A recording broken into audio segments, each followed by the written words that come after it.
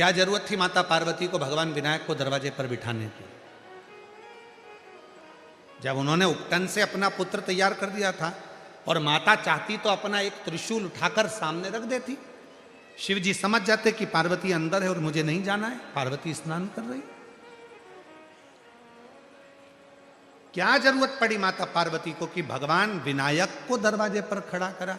क्योंकि पार्वती जी जानती थी कि मेरा ये पुत्र जो मैंने उपटन से तैयार करा है, मेरा ये पुत्र जो मैंने उपटन निकाल कर तैयार करा है, ये पुत्र में हो सकता है कि इसमें विवेक ना हो सकता है इसमें बुद्धि ना हो, पर यदि अगर मेरा पुत्र एक बार भी शंकर भगवान के सामने आकर यदि खड़ा भी हो जाएगा तो शिव इतने करुणा सागर हैं कि उसमें बुद्धि नहीं भी होगी तो भी मेरा ओघड़दानी उसको बुद्धि प्रदान कर देगा, बुद्धि दे दे।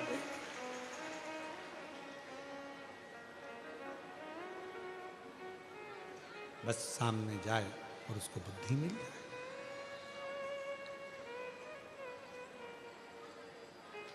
मेरी माताओं,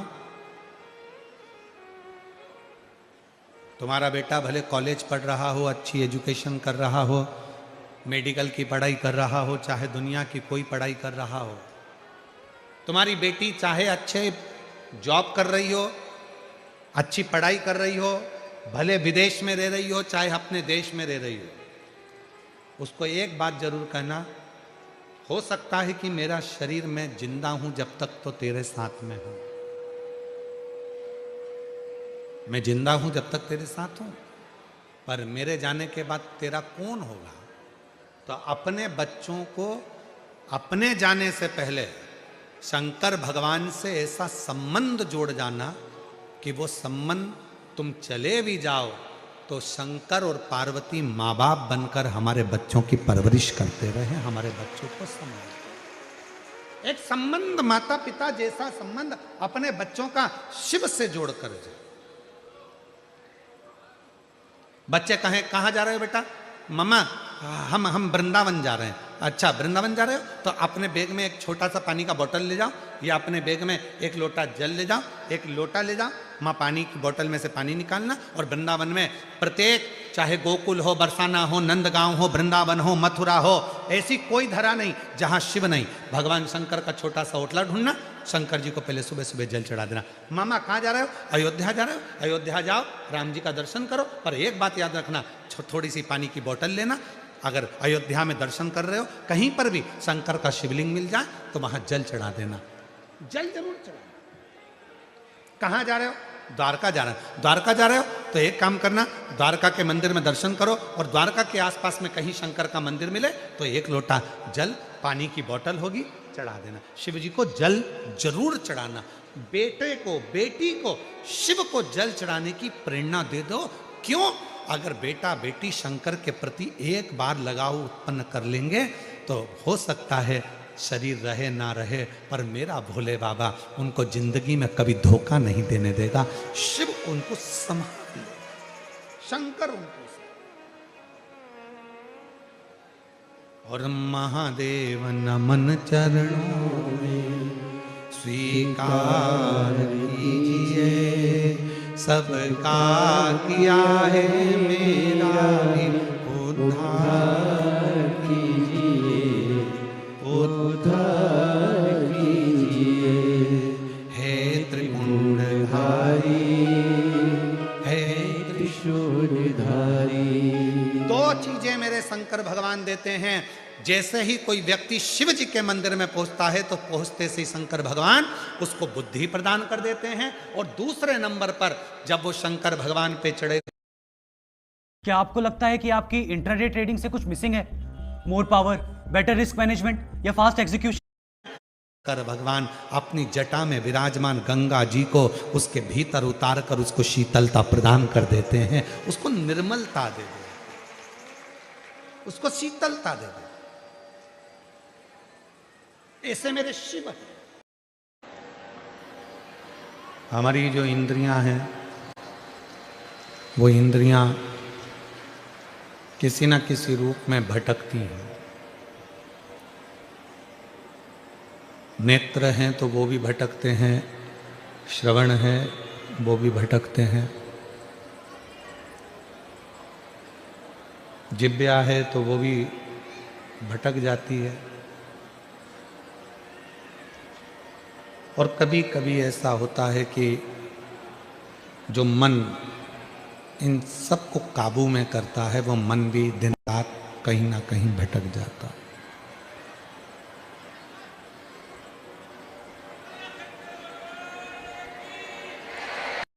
आवाज नहीं आ रही है भाई।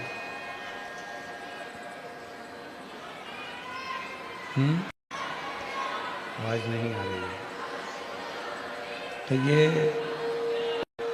बक्से बढ़ाओ, बक्से चोंगे चोंगे से कुछ नहीं होगा। ये जो मन है, जब ये भटकता है तो फिर परमात्मा की शरणागति जीव को मिल नहीं पाती। शिव महापुराण की कथा करती ही यही है कि इस मन को केंद्रित करती है।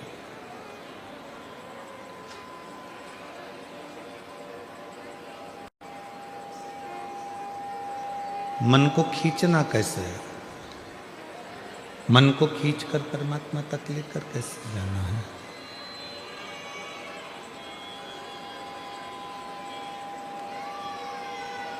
मन को खींचकर परमात्मा तक कैसे लेकर जाना, ये कथा यही दर्शाती है। शंभु शंभु। ग्राउंड की आवाज खोली है ना भाई, उधर आवाज नहीं आ रही, इधर भी नहीं आ रही है, बाजू में भी।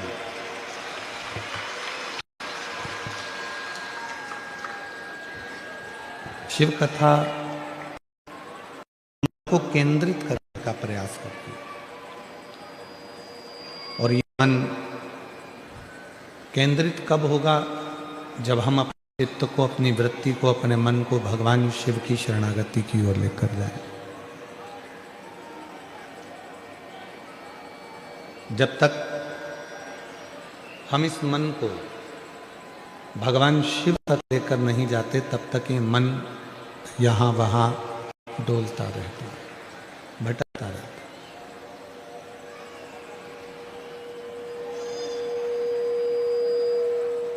भगवान शंकर का जो पंचाक्षर मंत्र है नमः शिवाय, भगवान शंकर का जो षडाक्षर मंत्र है ओम नमः शिवाय, या भगवान शंकर का जो मंत्र है श्री शिवाय नमस्तुभ्यं, ये जितने भी शिव के जो मंत्र हैं, भगवान शंकर के जितने भी मंत्र हैं, ये ध्यान को केंद्रित करने के हैं।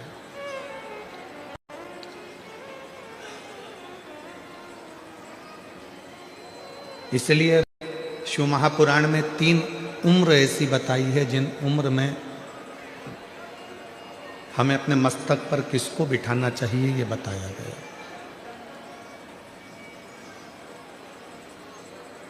महापुराण में 3 उम्र ऐसी बता दी गई है जिन उम्र में हमको अपने मस्तक पर किसको बिठाना है, किसको अपने मस्तक पर धारण करना है, ये बताया गया। पहले नंबर पर है 15 वर्ष की जब आयु रहती है, तो 15 वर्ष की आयु में अपने पिता को अपने मस्तक पर, अर्थात अपने भेजे में, अपने दिमाग में, अपनी बुद्धि में अपने पिता को बिठा कर रखो।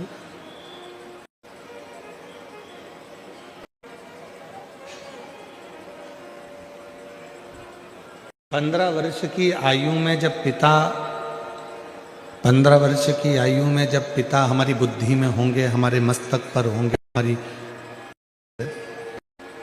दिमाग में होंगे, तो हम कहीं गलत जगह पर नहीं जा पाएंगे। एक 15 वर्ष की आयु ऐसी आयु होती है जिसमें बच्चे भटक जाते हैं, बेटा बेटियां मार्ग से भटकने का प्रयास करते।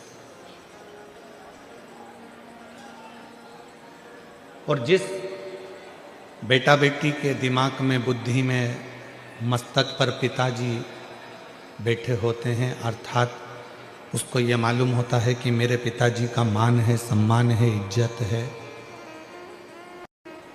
अगर गलत जगह पर जाऊंगा तो मेरे पिता का मान घट जाएगा। मैं गलत चीज खाऊंगा तो लोग मेरे पिताजी को क्या कहेंगे। मैं गलत जगह पर खड़ा रहूंगा तो लोग मेरे पिताजी को क्या कहेंगे। 15 वर्ष की आयु में पिता को अपने मस्तक पर बिठा लो, अर्थात अपनी बुद्धि में बिठा लो कि मुझे मेरे पिता की मर्यादा का ध्यान रखना है और अपने पथ को भ्रष्ट नहीं होने देना है, मार्ग को विभाजित करना है।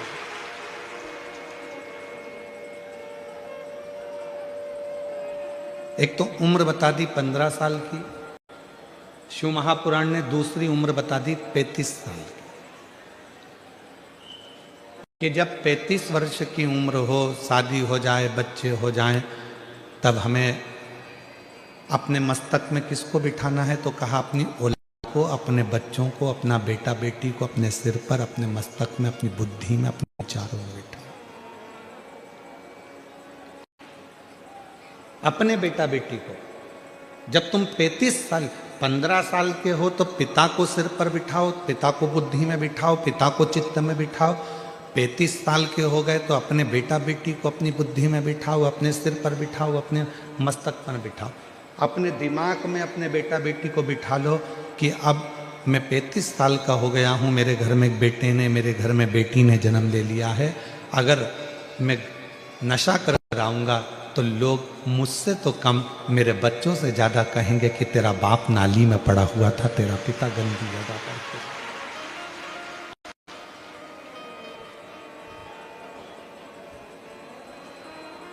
अपने बेटा बेटी को अपनी बुद्धि में बिठाओ कि लोग मुझे कम कहेंगे, मेरे बेटा बेटी को ज़्यादा कहेंगे कि तेरा पिता पागल है, रोड के किनारे पड़ा रहता है, नशा करता है, गलत काम करता है, तेरा बाप ऐसा है, तेरा पिता ऐसा है। तो 15 वर्ष की उम्र में पिता को अपनी बुद्धि में बिठा लो, 35 वर्ष की उम्र में अपने बच्चों को अपनी बुद्धि में बिठा लो, और जब तुम्हारी उम्र फिर 55 वर्ष की हो, 65 वर्ष की हो, 75 वर्ष की हो, तो अपने गुरु को अपनी बुद्धि में बिठा लो कि अगर मैं इस अवस्था में गलत कार्य करूंगा तो मेरे गुरु को कैसे मुख दिखाऊं।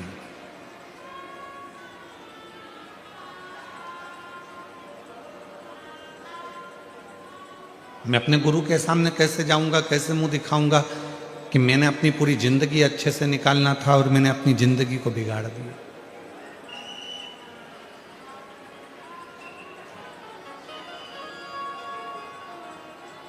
और मत बुरे कर्म कर बंदे वरना पछताएगा, भगवान की आंखों से तू बच नहीं पाएगा, तू बच नहीं पाएगा।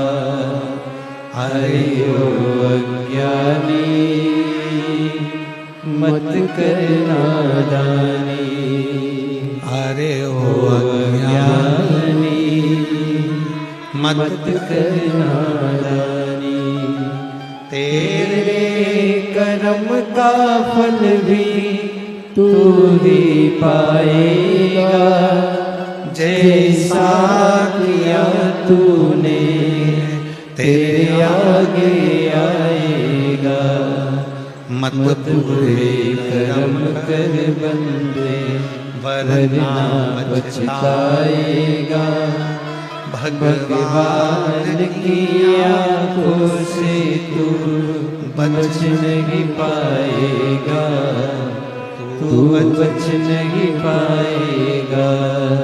अपनी जिंदगी में, अपने जीवन में आप कितना श्रेष्ठ कर्म कर रहे हैं, तो शिव पुराण कह रही है कि 15 वर्ष की आयु में पिता को दिमाग में बिठा कर रखना, 35 वर्ष की आयु में अपने बच्चों को दिमाग में बिठा कर रखना, और 55, 65, 75 की आयु में आप अपने गुरु को अपने दिमाग में बिठा कर रखना, तो कभी गलत मार्ग पर नहीं जाओगे, कभी गलत मार्ग पर नहीं पहुंचोगे।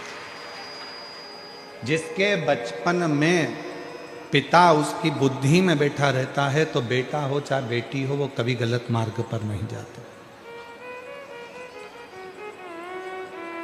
बेटी को भान रहता है मेरे पापा क्या कहेंगे, उनकी पूरी इज्जत है संसार में, मेरे मोहल्ले में, मेरी कॉलोनी में, मेरी सोसाइटी में, मेरे पूरे, उनका कितना मान है, उनका कितना सम्मान है, उनकी कितनी इज्जत है।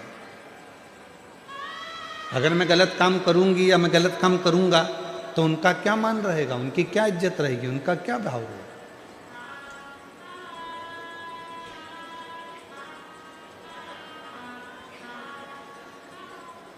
जिस बच्चे की जिंदगी में उसका पिता उसकी बुद्धि में बैठा होता है वो बच्चा कभी गलत काम नहीं कर सकता,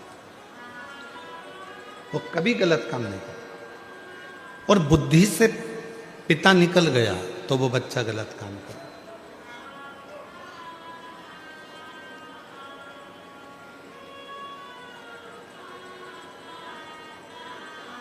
शिव महापुराण की कथा में भगवान गणेश जी का पवित्र चरित्र आता है।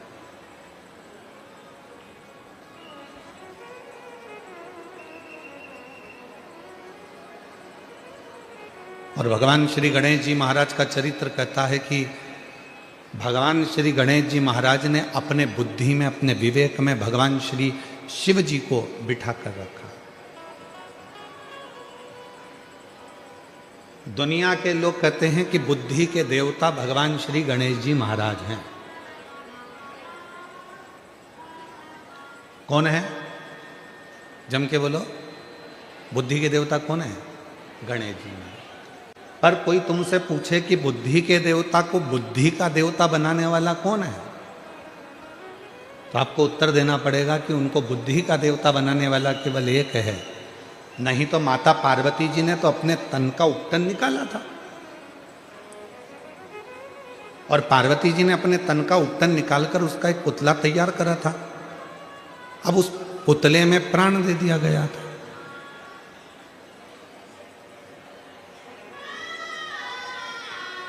जब उस पुतले में प्राण आ गए, हम आपसे पूछें, जितने भी सूरत की मेरी जीजियाँ बैठी हैं, मेरे जीजा बैठे हैं, मेरे माता पिता बैठे हैं, मेरे बुजुर्ग माँ बाप बैठे हैं, और जितने मेरे बहन भाई बैठे हैं, आपसे बेटी बेटाओं से पूछें कि तन का आप में से कितने लोग हैं जो अपने तन का उपटन निकालते होंगे और उसको संभाल के रखते होंगे? कोई नहीं।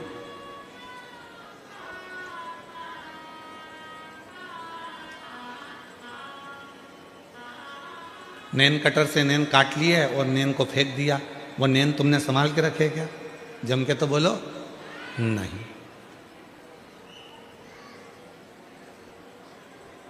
कटिंग करवाई, कटे हुए बाल फेंक दिए, उसको संभाल के रखा क्या? नहीं। तन में से मेल निकाला, उस मेल को निकाल कर फेंक दिया, उस मेल को संभाल कर रखा क्या? नहीं, कोई नहीं रखता।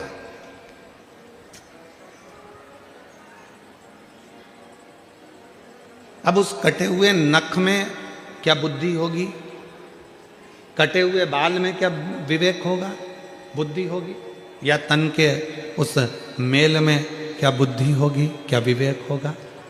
पार्वती मैया ने अपने तन के उपटन से भगवान श्री विनायक को प्रकट किया, भगवान श्री गणेश जी महाराज को प्रकट किया, और प्रकट कर कर दरवाजे पर ले जाकर बिठा दिया कि अंदर किसी को मत आने देना। परंतु भगवान शंकर उस दरवाजे पर आ गए, और भगवान शंकर ने भगवान विनायक की उसी दरवाजे पर 3 परीक्षा ली। दुनिया के लोग कहते हैं कि भगवान ने उसका सिर काट दिया, पर परीक्षा 3 लिए। भगवान श्री शिव जी ने, भगवान शंकर ने 3 परीक्षा ली, और वो 3 परीक्षा, पहले नंबर की परीक्षा ली बालक से कि बालक तुम कौन हो? तो बालक ने कहा, मेरी माता अंदर स्नान कर रही है, मैं उनका पुत्र हूं।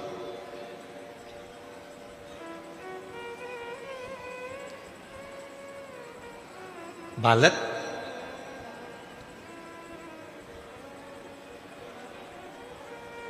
तुम किनके पुत्र हो? मेरी माता अंदर स्नान कर रही है, मैं उनका पुत्र हूं। शंकर भगवान समझ गए कि पार्वती मैया ने भले इस बालक को प्रकट करा, पर इसमें बुद्धि नहीं है, इसमें विवेक नहीं है, ये अपनी माता का नाम भी नहीं बता पा रहे। मेरी जीजियों, मेरे जितने जीजा बेटे हैं, जीजियां बेटी हैं, बेटियां बेटी हैं, बेटा बेटे हैं, उनसे निवेदन करूंगा, तुम्हारे घर के बच्चों को तुम्हारे घर में जब उसकी परवरिश करो, दुनिया का कोई काम आए कि ना आए, सबसे पहले उसको अपने माँ बाप का नाम जरूर आना चाहिए कि मेरे पिता का नाम ये है, मेरी माँ का नाम ये है। मैं किस मोहल्ले का रहने वाला हूं, किस कॉलोनी में रहने वाला हूं, किस सोसाइटी में रहने वाला हूं। अगर बच्चा खोता है तो कम से कम मालूम तो पड़ जाए कि यहां का है।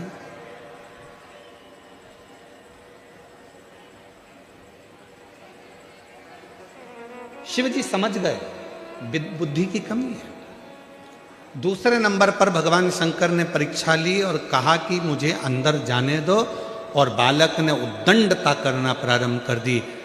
इतना अपशब्द बच्चे ने कहना प्रारंभ करा, शंकर भगवान समझ गए कि इसमें विवेक की, इसमें बुद्धि की कमी है।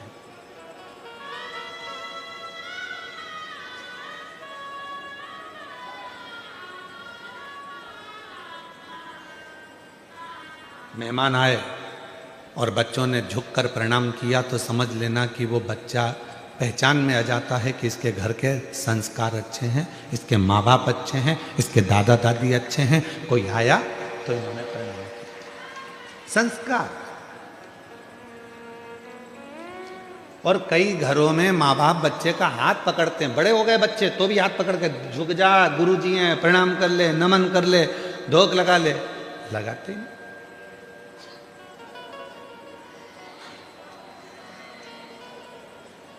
हमारे यहाँ कथा मंडप में एक सोमानी परिवार भी बैठा हुआ है और एक हमारे पूर्व के गोयल परिवार भी यहाँ बैठा हुआ है। हम सोमानी जी के यहाँ पर बैठे हुए हैं। कहीं कहाँ बैठे हुए? अच्छा, स्थान चेंज हो गया है तुम्हारा। तो हम इनके घर गए और इधर गोयल जी भी कहीं बैठे होंगे। तो हम जब इनके, अच्छा बैठे गोयल जी बैठे, हाँ बैठे। हम जब इन लोगों के एक बार पूर्व में घर गए तो ना सोमानी जी को बोलना पड़ा उनके बच्चों को, ना गोयल जी को बोलना पड़ा अपने बच्चों को कि गुरु जी आए हैं, प्रणाम करो। हमने जैसे ही सीढ़ी ऊपर चढ़ी और इनके बच्चों ने साष्टांग झुककर दंडवत करा तो हमको समझ में आया कि संस्कार अच्छे हैं, माँ बाप जो दे रहा है वो श्रेष्ठता में दे। सिखाया उतना उद्दंडता हो बच्चों में, मना नहीं। बच्चे बोलने के तेजो मना नहीं, बच्चे खेलने के तेजो मना नहीं, पर बच्चे जिस समय पर बड़ों को बड़ा ना समझे, आदर ना करे, सम्मान ना करे, तो फिर वो बच्चे की श्रेष्ठता नहीं होती, फिर वो श्रेष्ठता नहीं।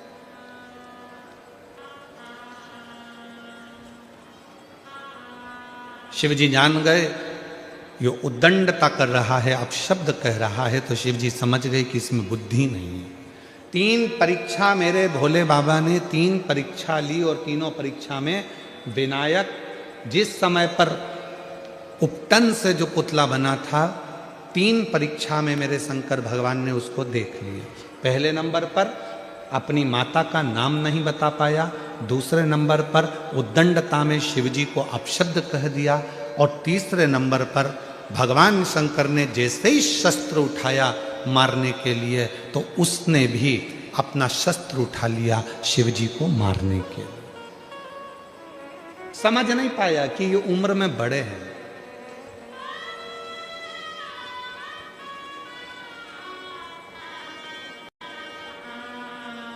एक बात बताओ, कोई बुजुर्ग व्यक्ति एक छोटे व्यक्ति को थप्पड़ मारेगा?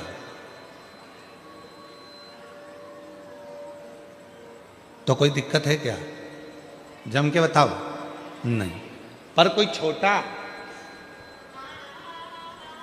8th क्लास में पढ़ रहा है, 6th क्लास में पढ़ रहा है, 7th क्लास में पढ़ रहा है, 9th क्लास में पढ़ रहा है, 10th क्लास में पढ़ रहा है, और कोई 72 साल का कोई बुजुर्ग व्यक्ति है और उससे झगड़ा हो जाए, और वो 10th क्लास का बच्चा वो 72 वर्ष की आयु वाले व्यक्ति के मुख पर थप्पड़ मारे, तो दुनिया भी कहेगी कि ये घर के संस्कार है। भले वो चिल्ला रहा था, डांट रहा था, अपशब्द कह रहा था, ताने दे रहा था, गाली दे रहा था, आड़ा टेढ़ा कह रहा था, पर तू तो छोटा था ना, तेरी तो बुद्धि में ये बात रहना थी, तुम्हें तो विवेक आना था, तुम तो छोटे थे ना, क्षमा मांग लेते।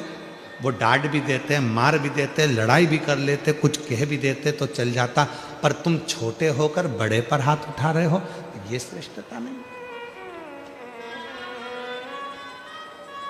3 परीक्षा, 3 परीक्षा, और वो 3 परीक्षा जो ली गई, वो 3 परीक्षा में बालक फेल होता चला गया, तीनों परीक्षा में फेल।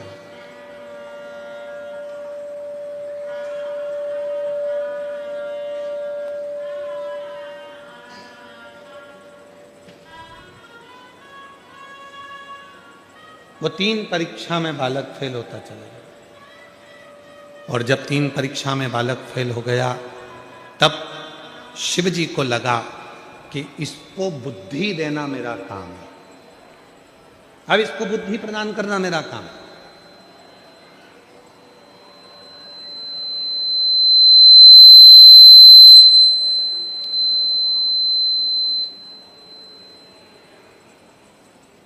अब इसको बुद्धि देना पड़ेगा मुझे, अब बुद्धि प्रदान करना पड़ेगा मुझे। दुनिया के लोग कहते हैं भगवान श्री गणेश जी महाराज बुद्धि के देवता हैं। शिव महापुराण की कथा कहती है कि गणेश जी महाराज को भी अगर बुद्धि प्रदान कर रहे हैं तो वो मेरे देव अधिदेव महादेव प्रदान कर रहे हैं, मेरे शिव।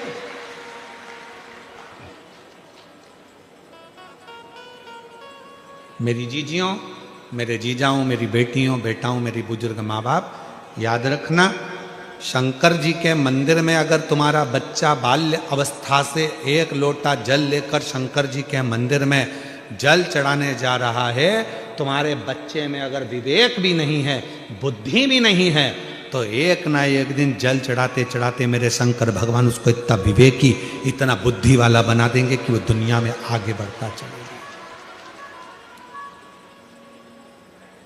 इतना विवेकी, इतना बुद्धि वाला बना देंगे कि वो आगे बढ़ता चलेगा।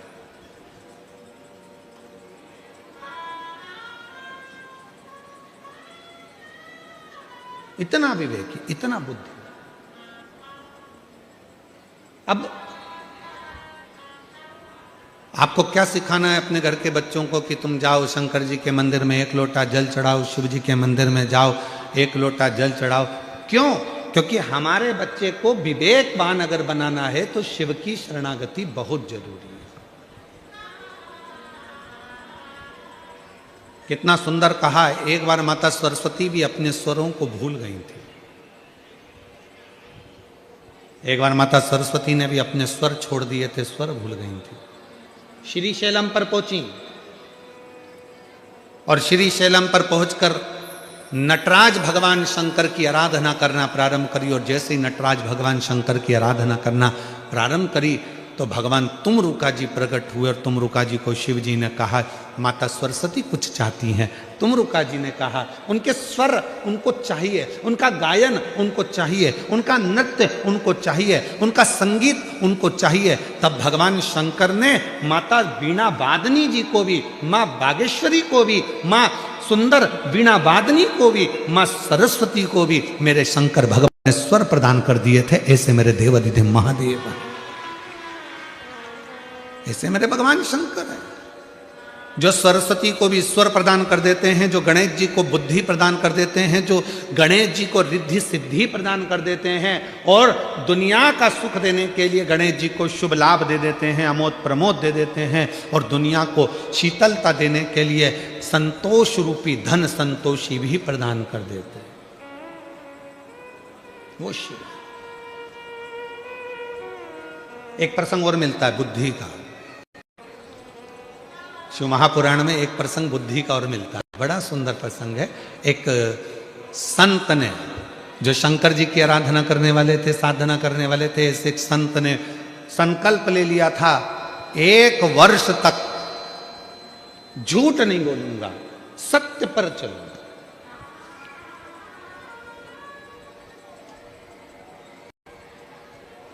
अपनी जिंदगी को सत्य में निकालूंगा, सत्य पर चलूंगा, सत्य से वर्णन करूंगा, सत्य से।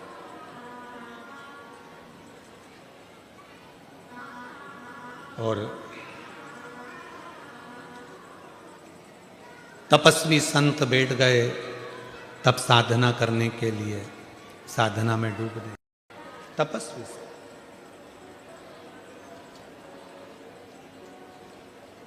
एक लक्ष्य बनाया 1 वर्ष का कि झूठ नहीं बोलूंगा। हम आप लोगों से भी निवेदन करते हैं कि आप शिव जी को मानने वाले जितने भी शंकर जी के भक्त हैं उनसे निवेदन है, पूरे साल आप सत्य नहीं बोल सकते, 6 महीना सत्य नहीं बोल सकते, 3 महीना सत्य नहीं बोल सकते, तो हमारा तो निवेदन है 12 महीने में 12 शिवरात्रि आती है, उस शिवरात्रि के दिन भले आप व्रत करें चाहे ना करें, एक व्रत धारण कर लो कि आज के दिन मैं झूठ नहीं बोलूंगा, सुबह से शाम तक मैं केवल सत्य ही बोलूंगा।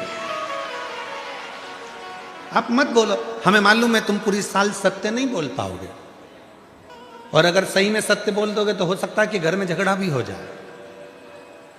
हो सकता है वो एक कथा मिलती है ना कि एक बहुत विद्वान महाराज, बहुत विद्वान पंडित जी, इतने विद्वान लोग कहते थे इतने विद्वान पंडित जी तो मरेंगे तो सीधे स्वर्ग जाएंगे, और पंडित जी मरे तो नरक चले गए। अब इतने विद्वान पंडित जी जब नरक गए तो नरक में मोहल्ले के भी गए बहुत सारे, तो उन्होंने पूछ लिया क्यों पंडित जी, तुम तो इतनी बड़ी सोसाइटी में रहते थे, तब भजन करते थे, तब प्रवचन करते थे, इतनी कथा कहते थे, और तुम मरने के बाद में नरक आ गए, तुम्हें तो स्वर्ग जाना था, आखिर तुम नरक क्यों आए? पंडित जी बोले मैं मेरी ओर नहीं आया, मेरी पत्नी के कारण नरक आया।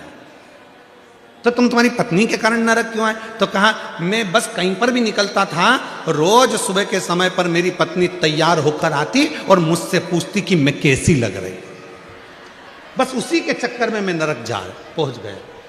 तो तुम उसके चक्कर में नरक कैसे पहुंच गए? तुम मेरे को रोज सुबह से मेरी पत्नी पूछती मैं कैसी लगती हूँ, और मुझे बोलना पड़ता था तू बहुत अच्छी लगती है। मतलब मेरे को रोज सवेरे सवेरे एक झूठ बोलना पड़ता था, लगती अच्छी नहीं थी फिर भी कहना पड़ता, इसी के चक्कर में मैं नरक पहुंच गया। बस वो एक चक्कर था। तो मेरी जीजियों आप लोगों से भी निवेदन है, मेरे जीजा जी से रोज मत पूछा करो कि मैं कैसी लग रही हूँ,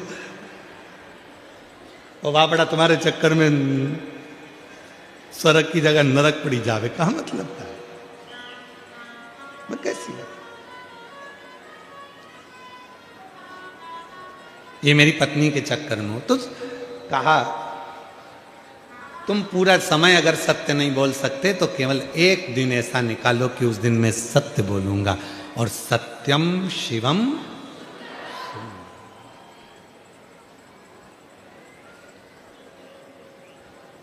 सत्यम शिवम, सत्य आया, शिव आया, शिव आया तो जीवन अपने आप सुंदर अपने आप हो गया।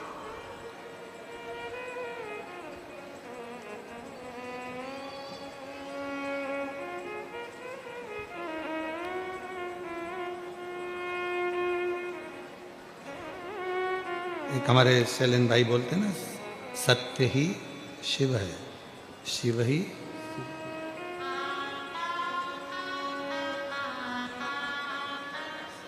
सत्यम शिवम सुंदरम, सत्यम शिवम सुंदरम, ईश्वर सत्य है, सत्य ही शिव है, शिव ही सुंदर है, सत्यम शिवम सुंदरम, सत्यम शिवम सुंदरम। सत्य ही शिव का एक प्रतिबिंब स्वरूप।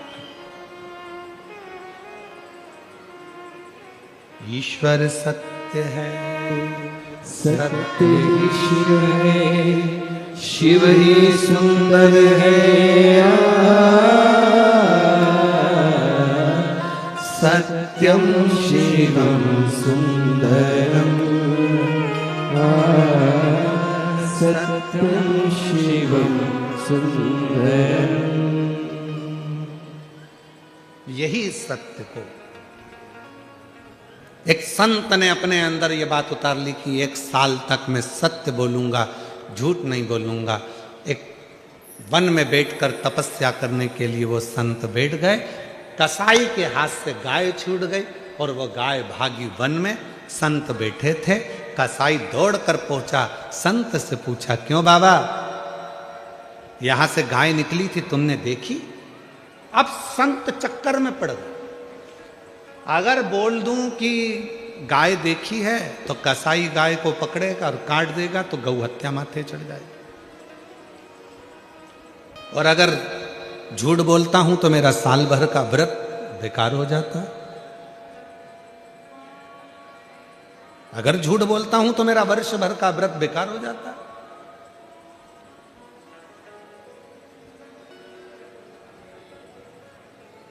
कभी कभी 2 उलझन में भगवान लाकर पटक देता है, कभी कभी।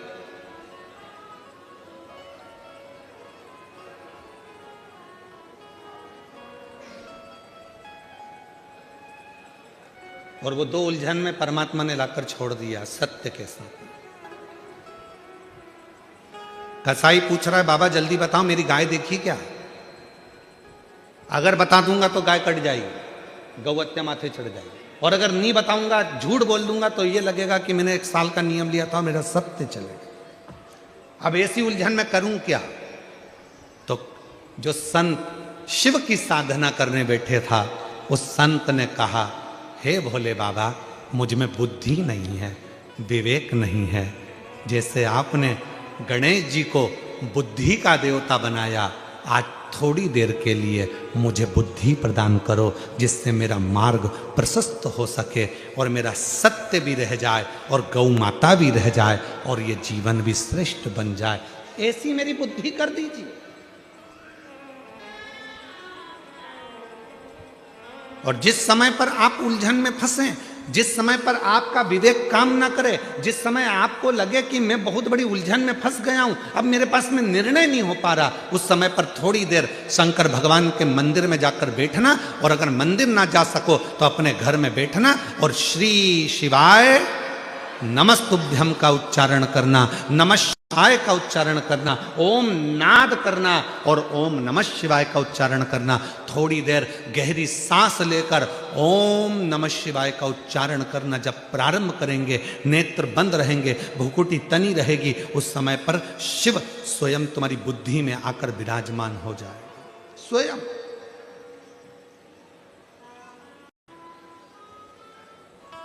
लंबी श्वास के साथ में जब ओम का नाद निकलता है, ओम का नाद,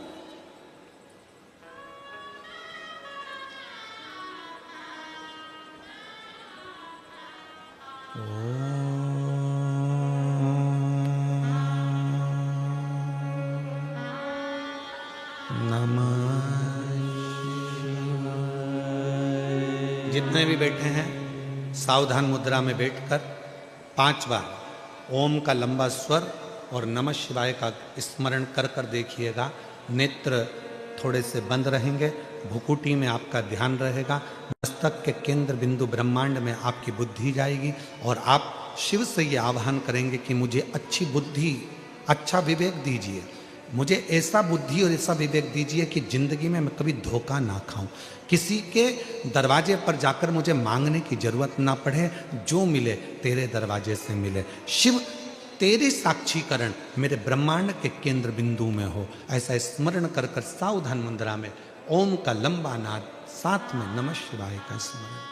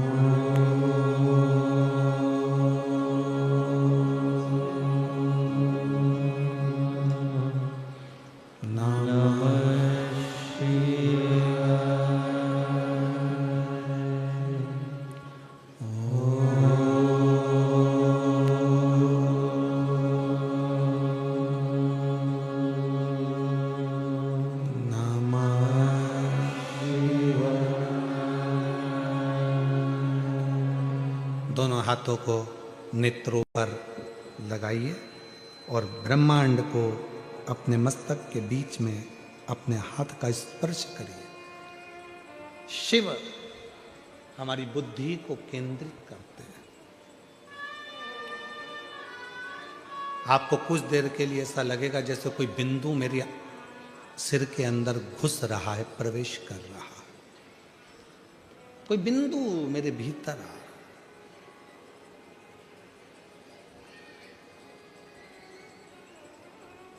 एक वर्ष का नियम लिया है सत्य बोलने का और ये सामने उलझन आकर खड़ी हो गई। इस उलझन को सुलझाऊं कैसे? तो तुम्ही ने दर्द दिया है, तुम्ही दवा देना। तुमने दिया है, ये उलझन भी तुमने लाकर खड़ी है। सत्य बोलूंगा तो गाय कट जाएगी और नहीं बोलूंगा तो मेरा व्रत टूट जाएगा। अब ये निर्णय तुम्हारा है तो उत्तर भी तुम्हें देना पड़ेगा। तब मेरे भगवान शंकर भूकुटी में आकर बैठ गए और जिह्वा से बोलना प्रारंभ कर दिया। जब तुम शिव को बुलाते हो, शिव को पुकारते हो, तो निर्णय तुम्हारा नहीं होता, फिर निर्णय शंकर करना प्रारंभ कर देते हैं अपनी वाणी। अब शिव ने निर्णय कैसा दिया? कसाई पूछ रहा है, बाबा जल्दी बोलो, मेरी गाय दूर चली जाएगी, जल्दी बोलो, मुझे मेरी गाय पकड़ना है। बाबा सत्य बोलना, बिल्कुल सही बताना, क्या तुमने गाय को देखा है? तो बाबा बोले, नेत्र देखते हैं पर बोलते नहीं है। नेत्र देखते हैं पर बोलते नहीं है, और जिह्वा देखती नहीं है, बोलती है। तो निर्णय मैं कैसे दे सकता हूं? नेत्र ने देखा, वो बोलेगा नहीं, और जिह्वा देखी ही नहीं तो बोले क्या? खा। उस कसाई ने कहा, ये तो बाबा पागल है, न जाना कहां कहां की बात कर रहा है। उसने छोड़ा और गाय ढूंढने चला गया। संत ने हाथ जोड़कर बाबा से कहा, धन्यवाद निर्णय देने के लिए, बहुत सुंदर निर्णय आपने दे दिया। नेत्र देखा है पर बोलता नहीं है।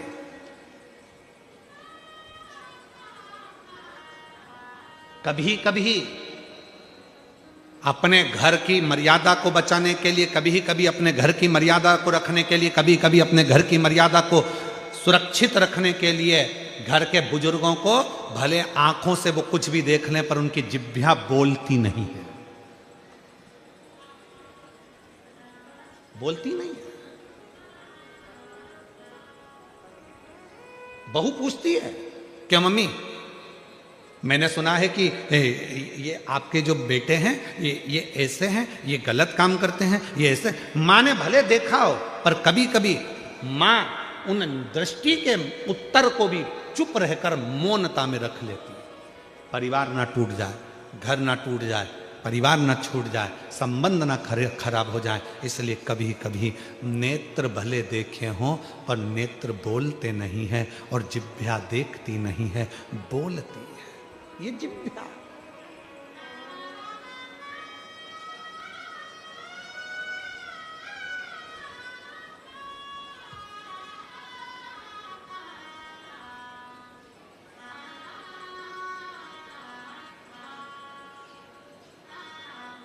तुम्हारे यहां लड़ाई में बंदूक चलती है? अरे उत्तर तो दो। डंडे चलते हैं, तलवार चलती है। अरे जब बड़े बड़े दंगे होते हैं, लड़ाई होती है, विवाद होते हैं, तो बोल दो तो सही। जूता चलता है, चप्पल चलती है, घूसे चलते हैं। अरे बोलो तो जम के। डंडे चलते हैं, तलवार चलती है, बंदूक चलती है। बंदूक कब चलती है? तलवार कब चलती है? डंडे कब चलते? छोटू भाई बहुत अच्छा प्रसंग है, स्मरण करिएगा।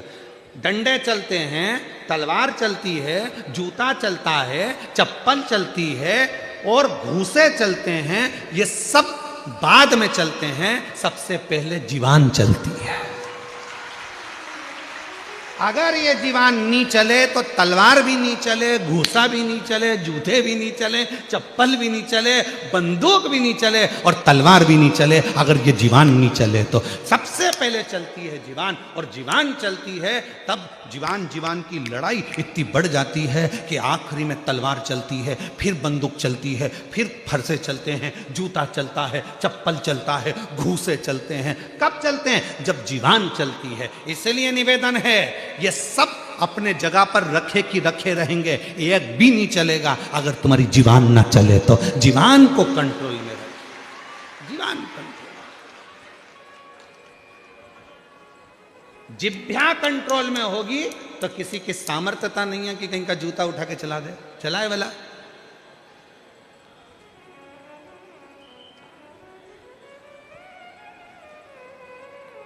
पंडाल में बैठने की जगह तो तुमको मिल जाए, मना ही नहीं है बैठने की जगह, बिल्कुल मिले, पर तुम आते से जो सिर पे पल्लू मल्लू लेके और अकड़ वकड़ दिखा, हट रही कि नहीं हट रही? मैं तो यहीं बैठूंगी, जा। और सिर पे पल्लू लेके झगड़ा कर ले, उसका सामान उठाया वहां पटक दिया, उसने वहां उठाया वहां पटक दिया, और जगह बनाकर बैठने की तैयारी करी। जीवान चली थी सबसे पहले, हट रही कि नहीं हट रही? जीवान चली। और अगर वही जीवान बड़े प्रेम से, काकी तुम्हारे लिए घर से मैं खिचड़ी बना के लाई हूं, थेपला बना के लाई हूं, सीवर वाला महाराज कहता है कि घर से कुछ ना कुछ लेकर आओ, मुंह झूठा करा, थेपला लाई हूं, मन है तुम्हें खिला दूं, थोड़ी सी जगह दोगी क्या? हाँ आजा, बैठ जा, बाजू बैठ। और दोनों ने थेपला मेपला निकाला और खा खुआ के, अब कहाँ जा रहे हो? तो मैं कथा सुन लूंगी। अरे बैठ जाना, कौन मना कर रहा है? थेपला और फाफड़ा तो इतना कमाल करता है कि लोचे की तो जरूरत ही नहीं पड़ती, इतना काम कर जा। अब तुम प्रेम की भाषा, प्रेम की भाषा।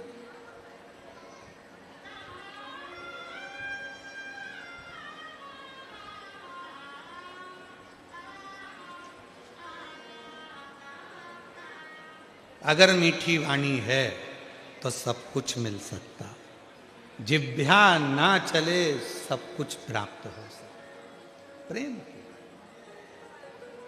सबसे ज्यादा ट्रेन में अगर दोस्ती होती है तो तंबाकू खाने वालों की होती है। काहे मिश्रा जी, ठीक बोले हैं हम तुमसे इसलिए बोले, तुम उत्तर प्रदेश से आते होगे तो कभी कभी तुम्हारी ट्रेन में भी देखना। सबसे अच्छी दोस्ती अगर होती है सेंगर जी, तो तंबाकू खाने वालों की दोस्ती बड़ी अच्छी होती है। बहुत लड़ाई झगड़ा, बहुत जगह नहीं मिल रही, ये नहीं मिल रही, वो नहीं मिल रही, खूब लड़ाई झगड़ा, और इतनी देर में लड़ाई झगड़ा करा, जगह नी भी दे रहा है, नी भी दे रहा है, नी भी दे रहा है, और जो खड़ा हुआ व्यक्ति है ना, वो धीरे से जेब में से निकाल ले और मल ले। फिर जो साइड में बैठा है, आओ भाई साहब, आओ इधर बैठो, बैठो, ला थोड़ी सी देना जरा। और उनने भी ली, उनने भी मला, मलते मलते फिर पूछ लिया, क्यों, कहाँ जा रहे? कहीं नहीं है, सूरत जा रहे। अच्छा, सूरत में कहाँ रहते हो? सुमानी जी कहाँ है? सूरत में कहाँ रहते हो? तो कहा ये जगह। अब ठीक है, अच्छा वहाँ वहीं तो मैं रहता हूँ। अच्छा, दुकान है अपनी तो, काय की? उड़ाने की। तो क्या मेरी भी उड़ाने की? तो तुम्हारी क्या? क्या मेरी पतंग उड़ाने की है? और तुम्हारी क्या अफवाह उड़ाने की? फालतू की चीज मैं ही उड़ाता हूं। किसकी लड़की भागी, किसके लड़के ने शादी करी, कौन गलत जगह गया, ये सब उड़ाने का काम मेरा ही है। अच्छा ठीक है। उसने कहा नहीं, हमारी तो मकर संक्रांति पे खूब उड़ती है, तो क्या हम तो हर रोज उड़ा देते हैं। तो और दोनों ने मिल मुला के खाया। इतनी पहचान बढ़ गई, इतनी पहचान बढ़ गई कि दोनों सूरत में मिले तो एक साथ बैठ के सीवर वाला महाराज की कथा सुने, एक साथ, इतनी पहचान।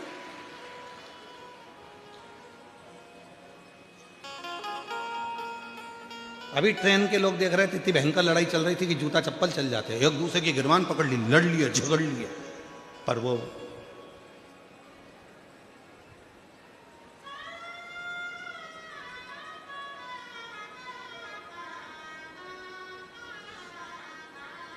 रखा। और ऐसा नहीं है कि वहीं पर काम ये होता है, कई लोग कथा में भी आते हैं, वो धीरे धीरे बैठ कर जेब में से निकाल के मल लेते हैं, फिर भजन का इंतजार करते हैं बाबा भजन कब गाएगा। और महाराज जी ने जैसे ही भजन गाया, भोला सब दुख काटो, भोला सब दुख काटो। और जैसे ही महाराज जी ने कहा हार हार महा जय,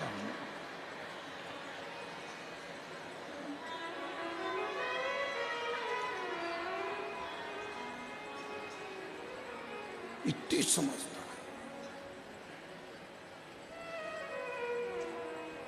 अरे तेरी कृपा का क्या है भरोसा, कब किस पर हो जरा सी हम पर कर दो, जरा सी हम पर कर दो।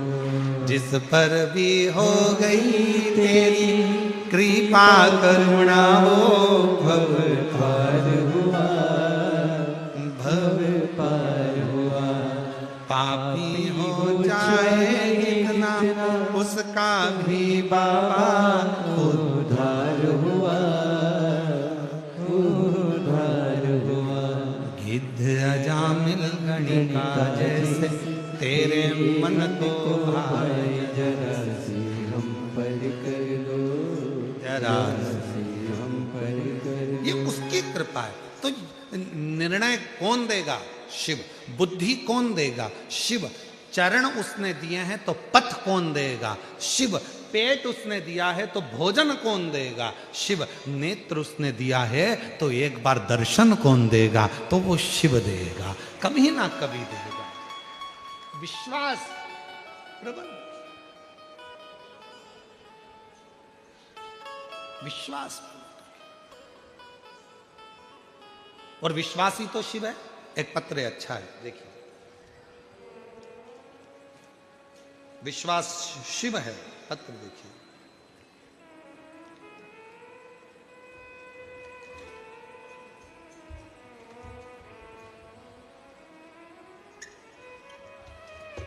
इसमें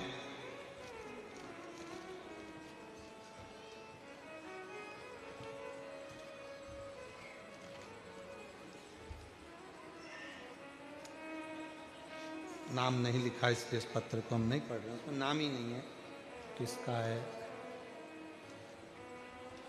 चरणों को नमन करती हूँ। पशुपतिनाथ का व्रत बताए थे, वो करा। और तीसरे व्रत में ही मेरे बेटे की गवर्नमेंट जॉब लग गई। मैं बाबा को यहाँ प्रणाम करने आई हूँ। अनीता गुप्ता सूरत से है, कहीं बैठी हो अनीता गुप्ता, सूरत से। मेरे बेटे का गवर्नमेंट जॉब लग गया है, मैं बाबा को यहाँ प्रणाम करने के लिए आई। एक पत्र और बड़ा सुंदर है।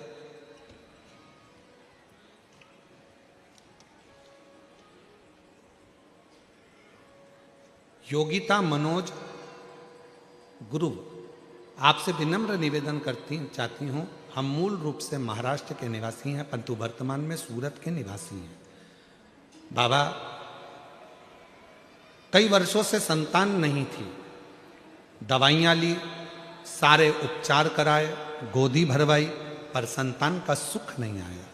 कहीं बैठी हो योगिता मनोज गुरु, तो आ सकती हैं बेलपत्र लेने के लिए, और बच्चे आए हों तो उनको भी ला सकते हैं। कई वर्षों तक संतान का सुख नहीं हुआ, तब आपके अनुसार हमने सीहोर के कंकर शंकर मंगवाकर प्रतिदिन उसका पूजन किया, जल का सेवन किया, पशुपतिनाथ का व्रत किया, उपवास रखा, आपके तुमरुका जी नाम स्मरण करते हुए सफ़ेद आंकड़े की जड़ शंकर जी के मंदिर में जाकर बांधी। इन सभी उपायों को हमने पूरे वर्ष तक निरंतर श्रद्धा नियम के साथ किया, और बाबा ने ऐसी कृपा कर दी कि 22 जुलाई 2024 को शिव की कृपा से मेरे घर में जुड़वा 2 पुत्रों ने जन्म लिया। पहले पुत्र का नाम हमने रुद्र रखा है, दूसरे पुत्र का नाम हमने रोशन रखा है। दोनों का हम फोटो लगा रहे हैं। ये शिव की कृपा से, बाबा की कृपा से हमें प्राप्त हुए हैं, जो कई वर्षों के बाद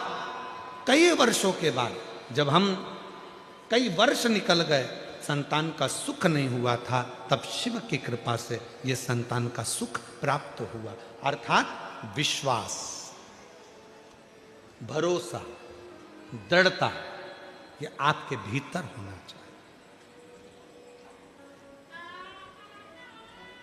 जब आपने विचार कर लिया कि मेरी बुद्धि मेरी नहीं है, शिव देंगे, मैं अड़चन में फंसी हुई हूं, मैं सोच नहीं पा रहा कि मैं क्या करूं, कोई निर्णय नहीं हो पा रहा, तब उस शिव को बुला, श्री शिवाय नमस्तुभ्यं, श्री शिवाय नमस्तुभ्यं, श्री शिवाय नमस्तुभ्यं, श्री शिवाय नमस्तुभ्यं,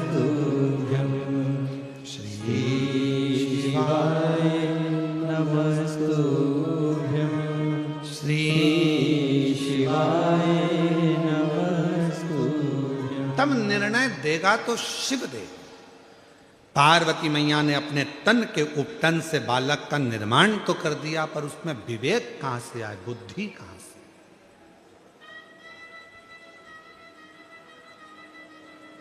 शिव कथा कर रही है,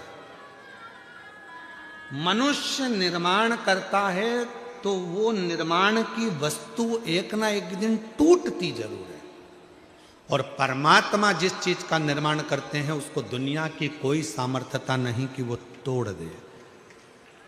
घर आपने बनाया टूट जाएगा, गाड़ी आपने बनाई टूट जाएगी, ये शरीर मां के गर्भ में माता और पिता की देन है, तो उसने निर्माण करा, तो ये भी हाथ पैर सब टूट सकते हैं। गाड़ी टूट जाएगी, दुकान टूट जाएगी, जमीन, सब जो चीज है आपके पास में आपने जिसका निर्माण करा वो टूट सकती है, पर परमात्मा जिसका निर्माण करते हैं वो कभी नहीं टूटती।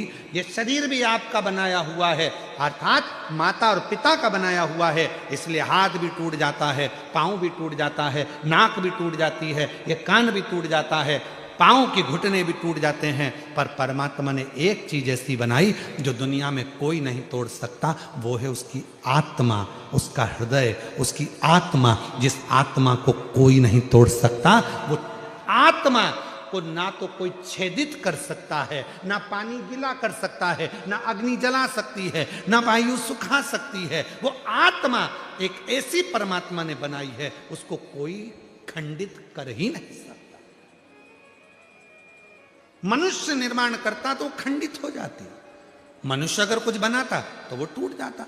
मनुष्य ने अगर कुछ बनाया है तो वो टूटेगा ही, निश्चित है। कोई ने अगर सामान बनाया है तो टूटेगा, घड़ी बनाई तो टूटेगी, झूमर बनाया टूटेगा, बंगला बनाया टूटेगा, सब टूटने वाली सामग्री। मनुष्य जो बनाता है वो एक ना एक दिन, 100 साल में, 50 साल में, 25 साल में, 200 साल में, 400 साल में, 500 साल में टूटेगा जरूर, पर जो परमात्मा ने बनाया वो कभी जिंदगी में नहीं टूटता, वो अजर और अमर है, और इसलिए आत्मा अजर और अमर मानी गई है। ये कभी नहीं टूटती, कभी नहीं।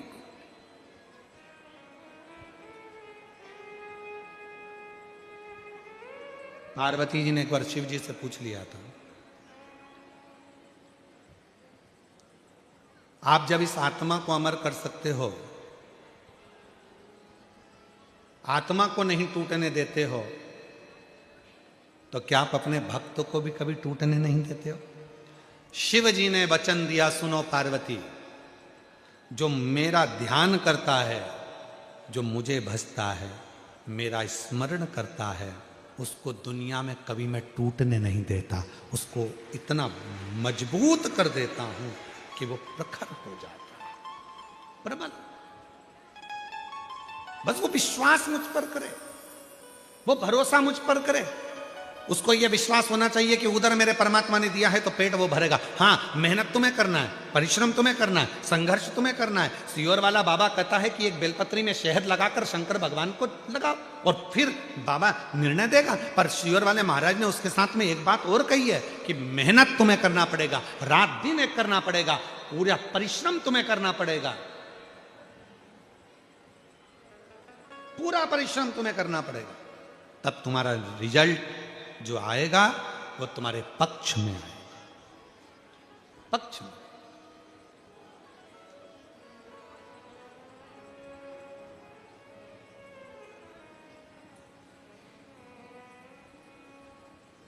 मेहनत तुम करो, परिश्रम तुम करो।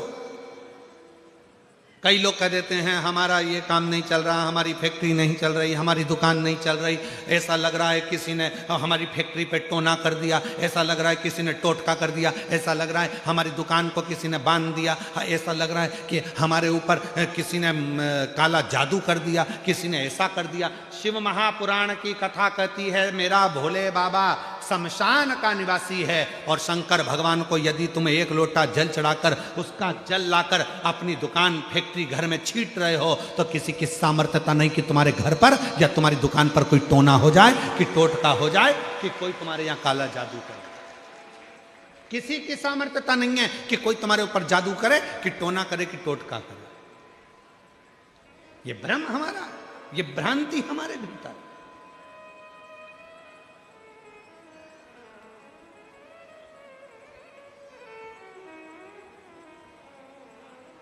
शिव के पास सब है।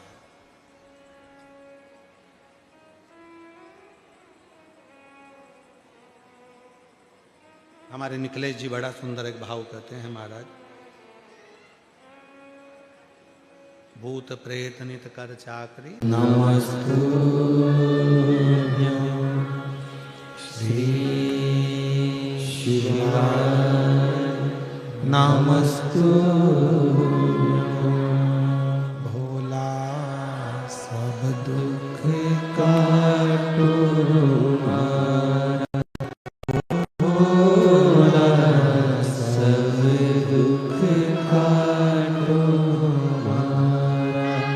शिव शंकर जपो तेरी माला भोले बाबा जपो तेरी माला भोला सब दुख काटो मारा ओ भोला सब दुख काटो वेश है मंगल मंगलकारी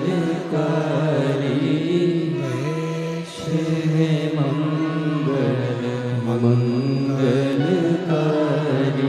शमशान वासी हमारा शमशान वासी हमारा ओ भोला सब दुख काटो हमारा ओ भोला सब दुख काटो हमारा।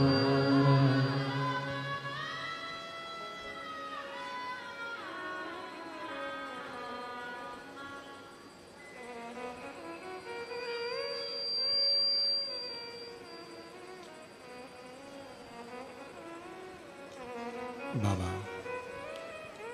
देवादिदेव महादेव भगवान शिव ओगड़दानी तरकालदर्शी कैलाशी अविनाशी भगवान शिव की कथा कर रही है। नीचे कर दो, नीचे कर दो उसको।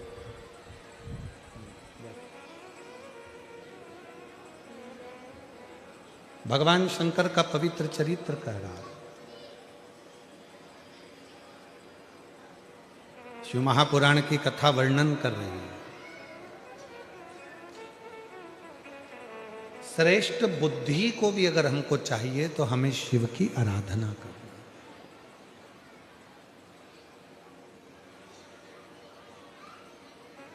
श्रेष्ठ बुद्धि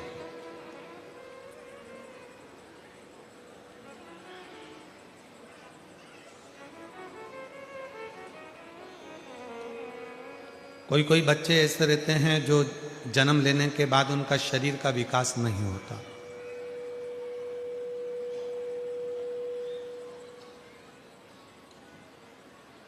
मुख में से राल टपकती रहती है, पलंग पर सोए रहते हैं, हिलते नहीं, शरीर उनका काम नहीं करता, उसको गोदी में रखना पड़ता है, ले जाना लाना पड़ता है।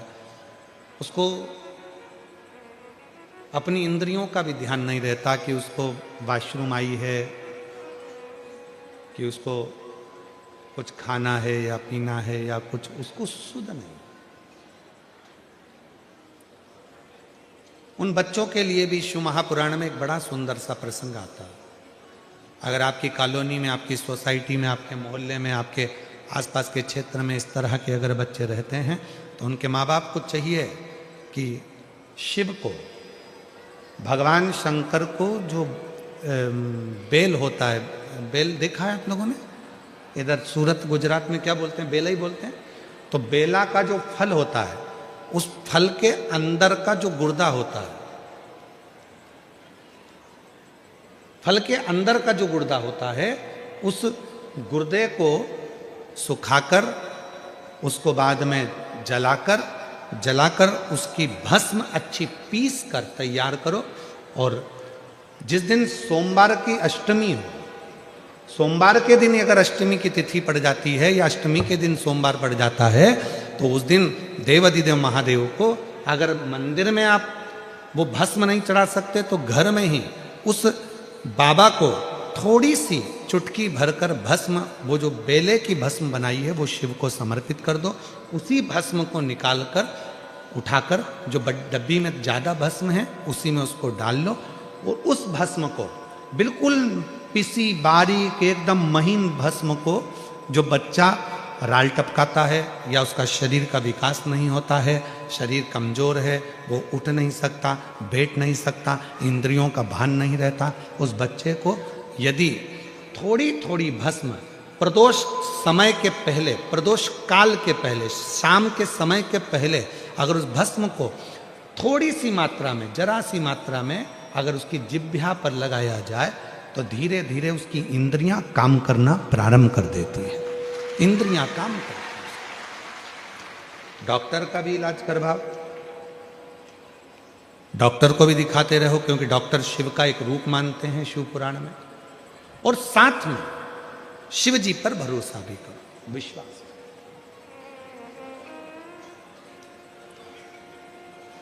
तो पार्वती जी ने जिस उपटन से भगवान शंकर के सम्मुख में जो पुतला तैयार करा था, वो शंकर भगवान के सामने प्रस्तुत किया।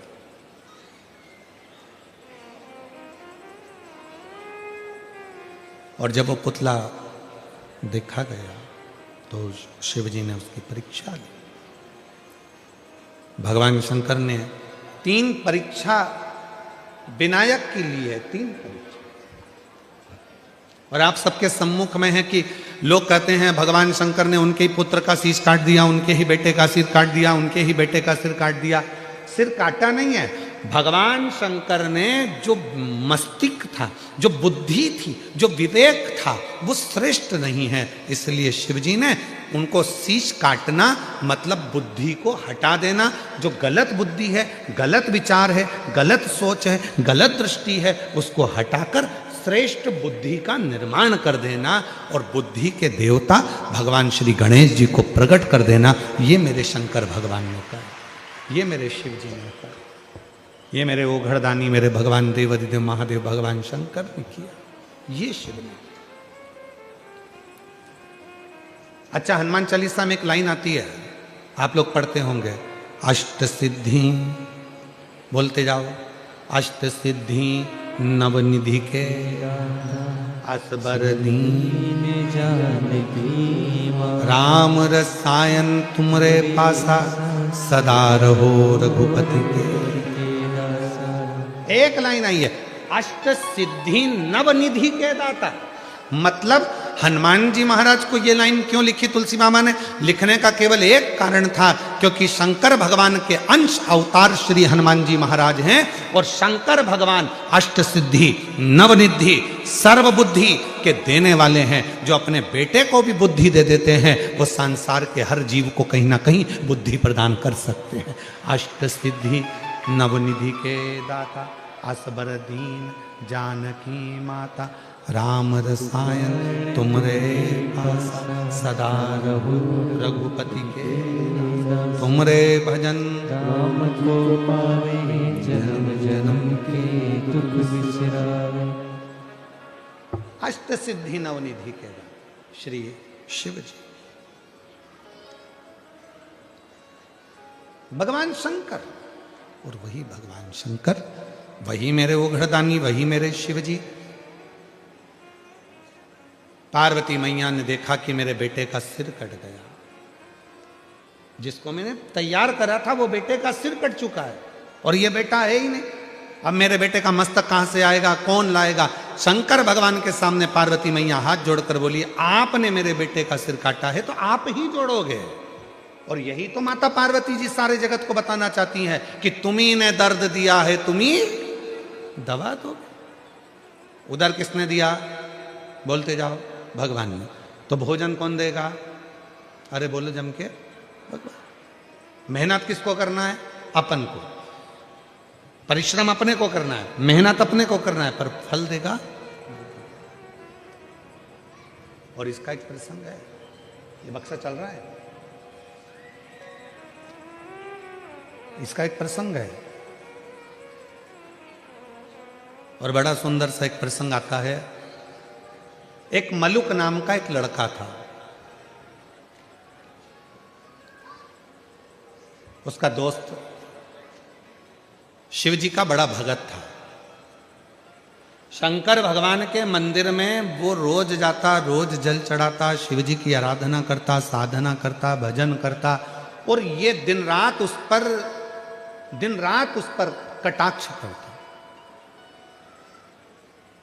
दिन भर उस पर तर्क करता मलु। अब एक दिन मलुक ने अपने दोस्तों को रोक लिया, कहां जा रहा है? कि मंदिर जा रहा हूं। अरे थोड़ा काम धंधा कर ले, या जा जरा काम धंधा कर। ये शंकर भगवान को नहलाने से, लोटा भर के जल चढ़ाने से कोई शंकर जी कुछ थोड़ी ना दे देगा। काम नहीं करेगा तो क्या शंकर जी खाने को दे देगा? लड़ाई हो गई मलुक की और उसके दोस्त की। नहीं करूंगा काम तो भी मेरा भोलेनाथ खाने को देगा। मलुक ने कहा, अगर तेरा भोलेनाथ काम नहीं करूं और खाने को दे तो मैं भी चल करने को तैयार हूं।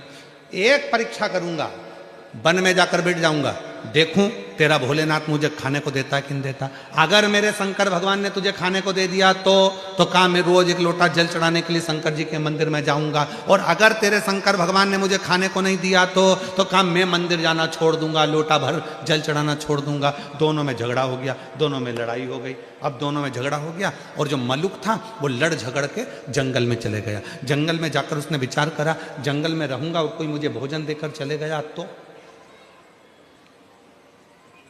एक काम करता हूं, ये पीपल के पेड़ पे चढ़ के बैठ जाता हूं।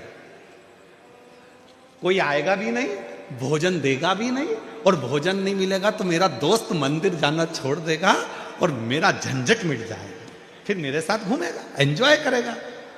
ठीक है, पेड़ पे चढ़ गया। इसका दोस्त गया शंकर जी के मंदिर में जल चढ़ाकर बोला, भोले बाबा वो मलुक गया है, उसमें अक्ल नहीं है, परीक्षा लेने गया है आपकी कि भोलेनाथ खाने को देगा क्या? बाबा उसका पेट भर देना बेचारे का, भूखा रहेगा। जल चढ़ाया और जैसे ही जल चढ़ाया शंकर भगवान को और दोस्त घर पर आया, आने के बाद तुरंत आज शिव जी ने जो लीला करी वो देखिए। शंकर भगवान ने ऐसी लीला कर दी कि एक गाय चराने वाला कपड़े में 4 रोटी बांधकर उसमें थोड़ा सा अचार और कांदा रखकर लाया और विचार करने लगा, मुझे गाय यहीं पर चराना है, मेरी रोटी कहीं दूसरा ना खा जाए, इसलिए इसको पीपल के पेड़ पे टांग देता। रोटी टांग दी पीपल के पेड़ पे। मलुक ने विचार करा, इसका शंकर भगवान तो गजब का है रे, रोटी ऊपर दे दी पीपल के पेड़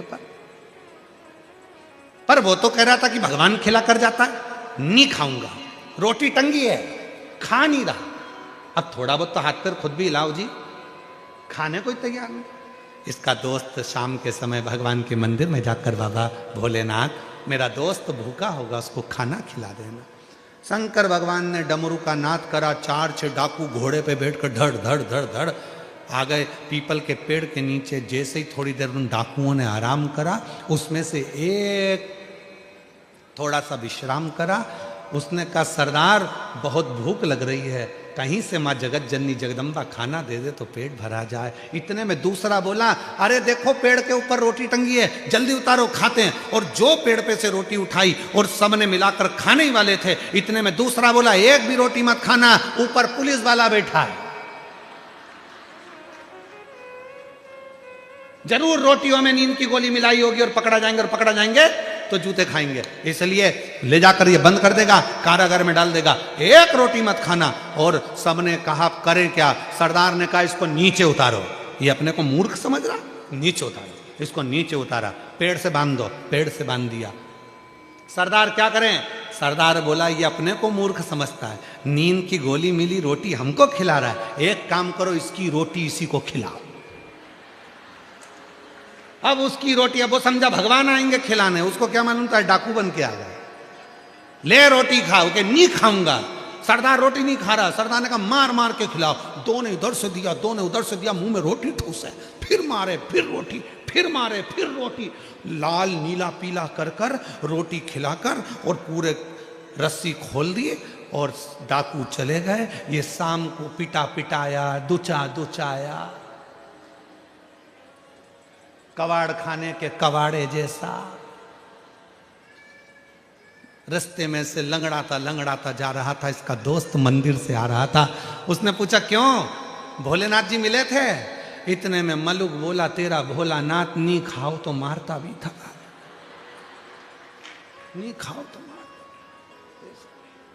तब मलुक ने, वो मलुक नहीं रहे, तब वो मलुक दास बन गए और उन्होंने पद लिखा, अजगर करे ना चाकरी, पंछी करे ना काज, दास मलुक का कह गए, सबके दाता राम। कोई कुछ ना करे तो भी वो पेट भर कर जाता है, वो मेरा देव अधिदेव महादेव, वो शिव, वो मेरा राम, वो मेरा कृष्ण, वो मेरा शंकर, वो मेरा दत्त, वो मेरी माँ आद्य शक्ति जगत जननी दुर्गा भवानी है, वो मेरा हरि विठल पांडुरंगा है, जो सबका पेट भरता, सबका। किसको नहीं देता, किसको? एक पत्र है,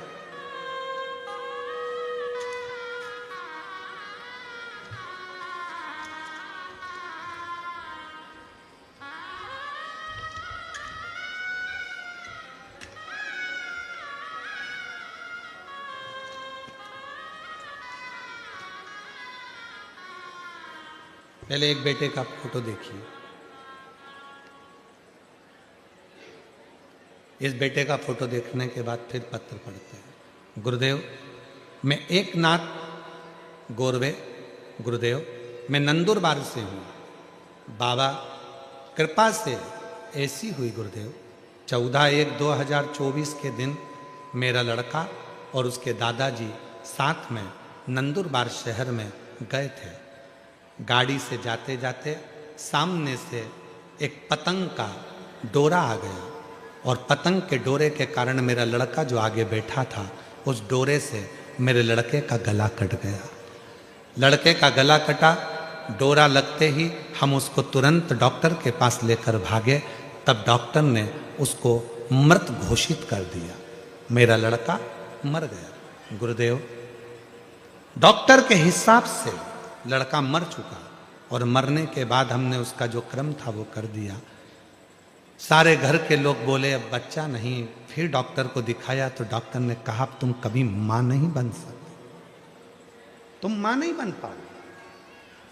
हिम्मत हारे, कई डॉक्टरों का इलाज कराने के बाद जब हिम्मत हार कर बैठ गए, तब पहली बार कुबेरेश्वर धाम जाकर वहां की मिट्टी को नमन कर कर रुद्राक्ष उत्सव में पहुंचे। हमने सुना था रुद्राक्ष महोत्सव में जो मांगा जाए बाबा वो देता है, अपनी बेटी को खाली हाथ नहीं भेजता। हम रुद्राक्ष उत्सव में बाबा की प्रार्थना करी। बाबा की ऐसी कृपा हुई गुरुदेव कि बाबा से संतान मांगी थी और डॉक्टर ने तो मना करा था कि मां नहीं बन सकती, पर बाबा की कृपा से मुझे मेरा बेटा जो मर गया था मुझे वापिस मेरे बाबा ने दे दिया। उसका भी मैं फोटो लगा रही हूँ, उसका भी फोटो लगा रही हूँ। जब वापिस मेरा बेटा है उसका भी, कहीं बैठी हो तो आ सकती। एक पत्र और बड़ा सुंदर है,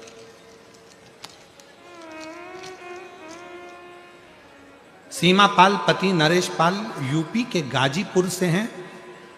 मेरी शादी 2007 में हुई थी और 2007 में बच्चे नहीं थे। 2-3 महीने हमने कई 6-7 महीने कई डॉक्टर को दिखाना करना ऐसा सब जगह दिखाया।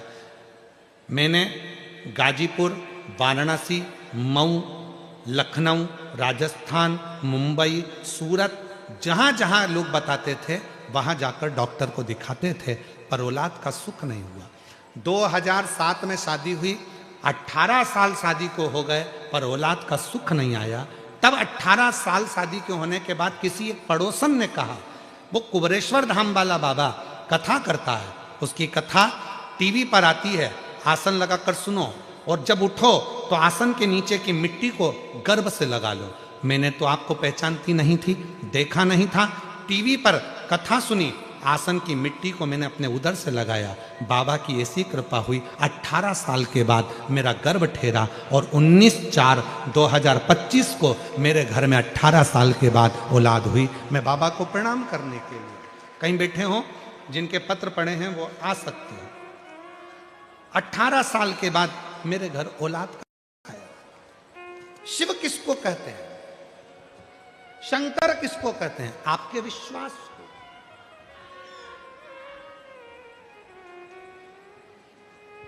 अजगर करे ना चाकरी और पंछी करे ना काज, दास मलुका कह गए सबके दाता।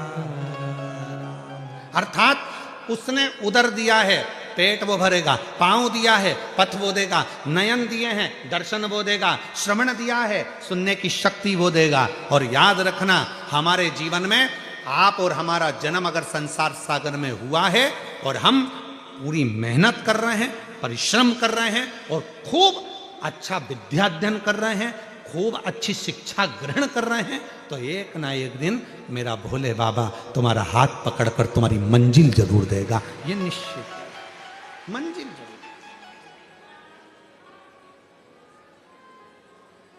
खाली ना जाता कोई दर से तुम्हारे, खाली ना जाता, बोलिए सब बोलो, दर से तुम्हारे मैं भी खड़ी हूँ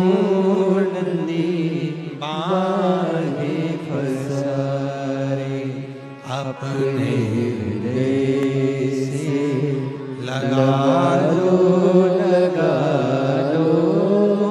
गिरा जा रहा हो, उठा लो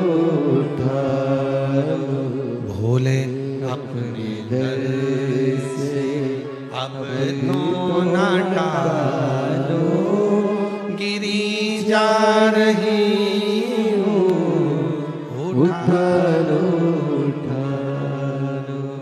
भक्ति का बल विश्वास के साथ अगर बढ़ाओगे तो शिव तुम्हारे साथ में है, तुम्हारे साथ। भगवान शंकर तुम्हारे साथ। मां पार्वती मैया के पुत्र का शीश कटा, पार्वती मां बिलखने लगी, चिल्लाने लगी, मेरा बेटा का शीश कट गया, कौन जोड़े, कौन जोड़े।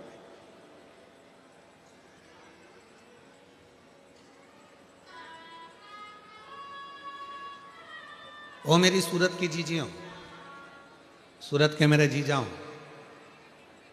मेरी बेटियों बेटाओं, मेरे बुजुर्ग माँ बाप, याद रखना, विश्वास का दिखावा मत करना। कई लोग कह देते हैं हम तो भगवान पर इतना भरोसा करते हैं, हम शिव जी पर इतना भरोसा, ना ना ना, ये बोला ही नहीं जाता, इसको बोला नहीं जाता।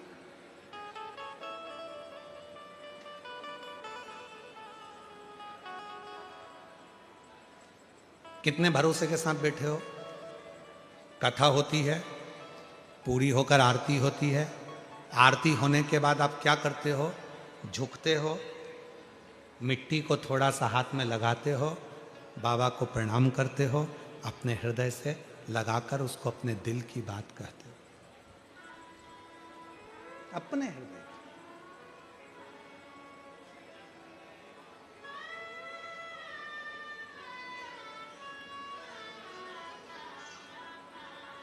कितने पैसे खर्च कर कर आए, किसी ने 50 रुपए खर्च करे होंगे, किसी ने 100 रुपए खर्च करे होंगे, किसी ने 25 रुपए खर्च करे होंगे, किसी ने ऑटो का, किसी ने पेट्रोल का, किसी ने डीजल का, किसी ने गाड़ी का, कुछ ना कुछ रुपया खर्च करा होगा, तब जाकर आप शिव महापुराण की कथा तक पहुंचे हो। और उसके बाद भी पैदल भी चले हो, थोड़ा 100, 200, 500 मीटर आप पैदल चले हो। धूप भी पड़ रही थी, गर्मी भी पड़ रही थी, और आप पैदल चलकर किसके लिए आए? यहां ना तो किसी ने आपको पत्र दिया होगा, ना निमंत्रण दिया होगा, ना चावल दिया होगा। छोटू भाई, मुझे नहीं लगता कि किसी के घर में पत्र गया हो या चावल गया, नहीं गया ना। किसी के यहाँ निमंत्रण नहीं गया, किसी के यहाँ पत्र नहीं गया। पूरे सूरत में कहीं गाड़ी नहीं घूमी कि ये आयोजन होने वाला है, गाड़ी भी नहीं घूमी है, कोई डीजे भी नहीं बजा, कुछ भी नहीं। आप किसके लिए आए? सीहोर वाले बाबा के लिए भी आप नहीं आए, सीहोर वाले महाराज के लिए आप नहीं आए, आप आए हो डमरू वाले के लिए, शिव के लिए, शंकर के लिए, ओघड़दानी के लिए, त्रिकालदर्शी के लिए, कैलाशी अविनाशी के लिए। आप उस शंकर के लिए, आप उस शिव के लिए। इसलिए आप जब उठते हो, आरती होने के बाद में जब कर्पूर गौरम होता है, कर्पूर गौरम होने के बाद में जब आप उठते हो कर्पूर गौरम होने के बाद में, तो भूमि को जब आप नमन करके अपने मन की बात करते हो, तो आप कथा सुनने के लिए नहीं, आप शंकर से अपने दिल की बात कहने के लिए आए हो। आरती होते से ही मेरा भोले बाबा आपके मन की बात को, आपके हृदय की बात को, मेरा शंभु, मेरा शंकर, मेरा त्रिकालदर्शी, मेरा कैलाशी अविनाशी, उसको स्वीकार करता है और फिर आपको सुख प्रदान करता है। आप उससे कहने के लिए, आप उसको नमन करने के लिए, आप उससे कहने के लिए।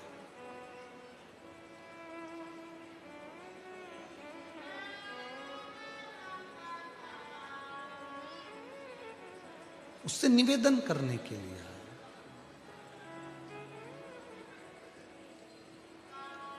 जहां वो छुपा होता है वो निकल कर एक समय सामने आ ही जाता है। जहां वो छुपा है, जहां वो छुपा, और शिव शिव है। वो एक स्मरण आता है ना, छुपा कहां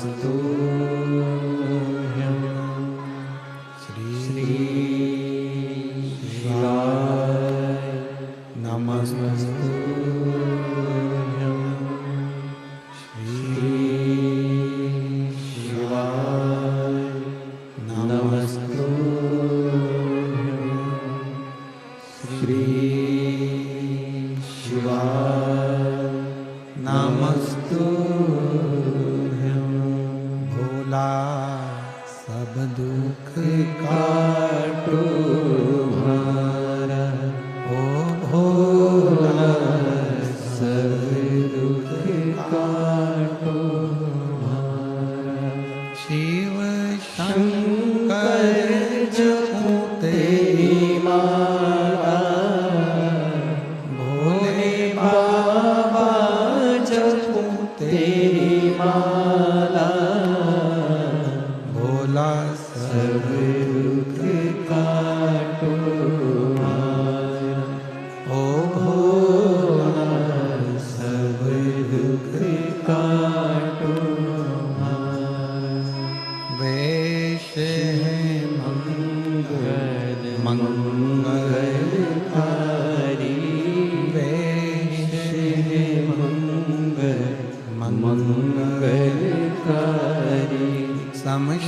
निवासी हमारा, शमशान निवासी हमारा, ओ भोला सब दुख काटो हमारा, ओ भोला सब दुख काटो हमारा।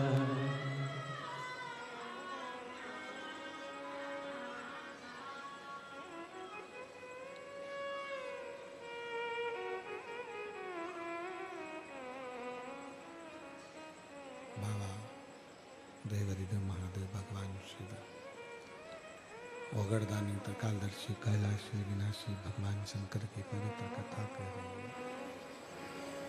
शिव महापुराण की कथा वर्णन करती है। भगवान श्री गणेश जी महाराज के लिए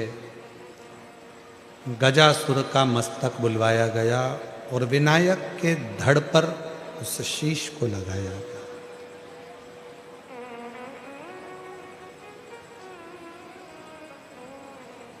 सब देवता आ गए, इंद्र गरुण वरुण भगवान ब्रह्मा भगवान विष्णु सब देव आए। सारे देवताओं ने वर भी दिया, आशीर्वाद भी दिया भगवान श्री विनायक को कि हम तुम्हें ये अस्त्र देते हैं, हम तुम्हें ये शस्त्र देते हैं, हम तुमको ये वर देते हैं, हम तुमको वो वर देते हैं। पर मेरे देवाधिदेव महादेव भगवान शंकर ने कोई वर अगर भगवान श्री गणेश जी महाराज को दिया है तो सबसे बड़ा वर दिया कि हम तुम्हें बुद्धि का देवता बना देते हैं, हम तुम्हें बुद्धि प्रदान करें।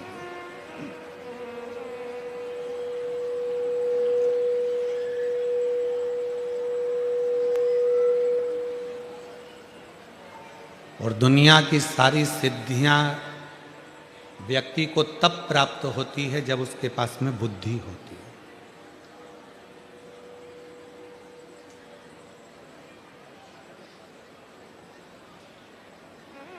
हम लक्ष्मी को पकड़ते हैं, सरस्वती को छोड़ देते हैं, पर शिव महापुराण की कथा कहती है जिसने अपने जीवन में सरस्वती को पकड़ लिया, बुद्धि को, विवेक को, अच्छी शिक्षा को। और हम फिर निवेदन कर रहे हैं इस व्यासपीठ से, जो पहले करा आज फिर कहते हैं, आपकी जितनी सामर्थ्यता है उससे दुगनी सामर्थ्यता के साथ में आपको अपने बेटा और बेटी को पढ़ाना चाहिए। अपने बच्चों का शिक्षा अध्ययन, आप भले सरकारी स्कूल में पढ़े हो, आप भले कैसे भी स्कूल में पढ़े हो, आप चाहे भले गांव में रहकर पढ़े हो, भले आप अपना जीवन कैसे भी निकाला हो, पर इस व्यासपीठ के माध्यम से एक निवेदन करेंगे कि आज का आने वाला समय इतना विचित्र है। उस समय में आपका बच्चा यदि पढ़ने में होशियार नहीं होगा, आपकी बेटी पढ़ने में होशियार नहीं होगी, तो आने वाले समय में उसको प्रथमता प्राप्त नहीं हो सकती। इसलिए निवेदन है, जितनी आपकी सामर्थ्यता है उस सामर्थ्यता के हिसाब से आप अपने बच्चे को दुगनी सामर्थ्यता के हिसाब से पढ़ाने का प्रयास करो, जिससे अच्छी विद्या आपके बच्चों में होगी तो आने वाले समय में उसको लक्ष्मी के पीछे नहीं भागना पड़ेगा, लक्ष्मी उसके पास आकर स्वयं खड़ी हो। अच्छी शिक्षा और एक अच्छी शिक्षा व्यक्ति के जीवन में उच्चतम पद प्रदान करती है।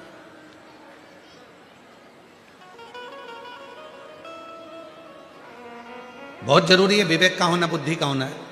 एक सुंदर प्रसंग है, देखिए 4 इंजीनियर लगे थे। विवेक होना चाहिए, बुद्धि जरूरी नहीं है कि आप बहुत सारे पढ़ लिए तो बुद्धि विवेक बहुत सारा हो गया। थोड़ा सा मार्गदर्शन बड़ों का भी हो, गुरुजनों का भी हो, सत्संग का भी हो, संतों का भी हो, साधुओं का भी हो, तपस्वी का भी हो। 4 इंजीनियर, एक आड़ा टेढ़ा पाइप था, बिल्कुल ऐसा आड़ा फिर टेढ़ा फिर आड़ा फिर टेढ़ा, ऐसा आड़ा टेढ़ा पाइप, और 4 इंजीनियर लगे, उसमें तार डालना था और वो वायर उसके अंदर जा नहीं रहा था।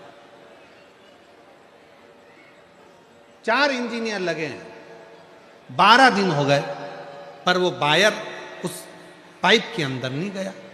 वहां से एक किसान, एक खेती करने वाला, एक कृषक रोज जाता था, पूछता था, भैया क्या बात है, आप 12 दिन से लगे हो, एक पाइप के अंदर वायर नहीं जा रहा है, आप 12 दिन से लगे। इतने में इंजीनियरों ने कहा, तुझ में तो अकल नहीं है, तू तो गांव का रहने वाला है, तुझ में क्या अकल है? हम 12 इंजीनियर, 12 दिन से हम 4 इंजीनियर लगे हैं, एक तार अंदर नहीं जा रहा, और तू रोज की रोज पूछता है, ले तू डाल के बता दे।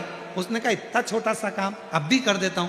किसान गया, खेत पे जाके चूहा पकड़ लाया, चूहे की पूंछ से डोरी बांधी, तार को बांधा, चूहे को पाइप में छोड़ दिया, पाइप से चूहा बाहर निकल गया, तार निकल कर बाहर हो गया।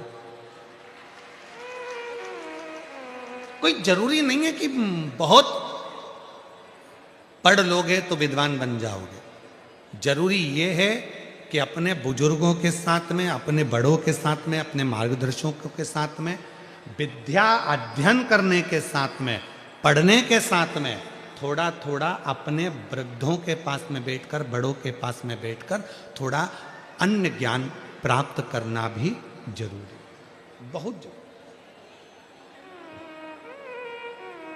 तो शिव जी ने विनायक को बुद्धि का देव बना दिया, बुद्धि का।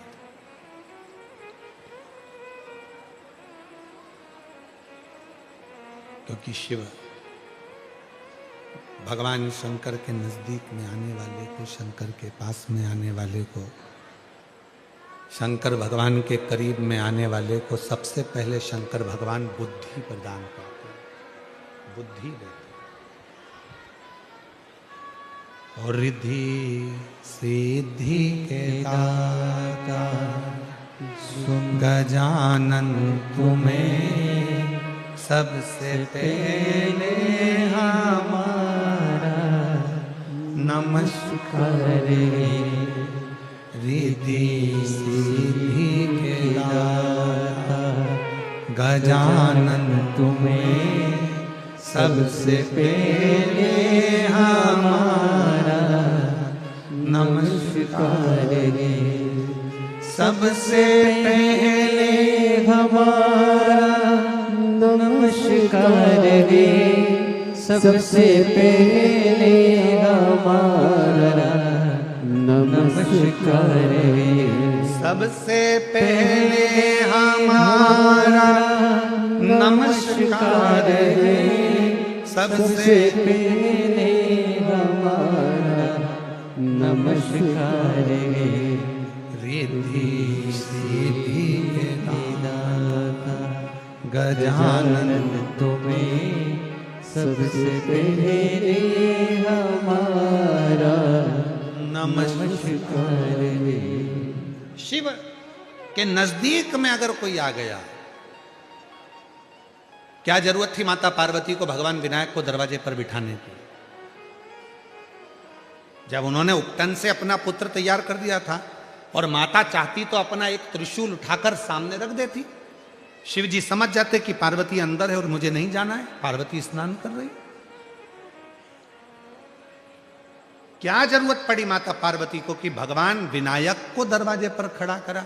क्योंकि पार्वती जी जानती थी कि मेरा ये पुत्र जो मैंने उपटन से तैयार करा है, मेरा ये पुत्र जो मैंने उपटन निकाल कर तैयार करा है, ये पुत्र में हो सकता है कि इसमें विवेक ना हो सकता है इसमें बुद्धि ना हो, पर यदि अगर मेरा पुत्र एक बार भी शंकर भगवान के सामने आकर यदि खड़ा भी हो जाएगा तो शिव इतने करुणा सागर हैं कि उसमें बुद्धि नहीं भी होगी तो भी मेरा ओघड़दानी उसको बुद्धि प्रदान कर देगा, बुद्धि दे देगा।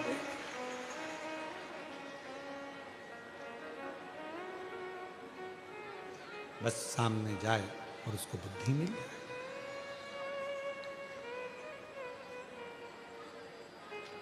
मेरी माताओं,